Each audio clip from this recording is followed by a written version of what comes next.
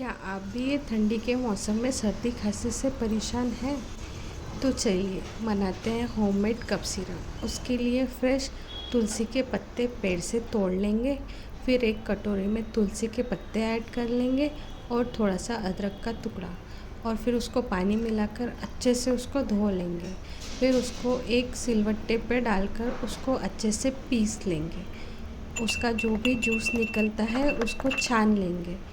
फिर छानने के बाद जो भी जूस निकलता है उसको एक कटोरी में निकाल लेंगे और उसमें थोड़े से शहद ऐड कर लेंगे और उसको अच्छे से मिक्स कर लेंगे और तैयार है आपका होममेड कफ सिरप। क्या ये कफ सिरप आपने कभी पिया है? कमेंट्स में बताइए। Do subscribe.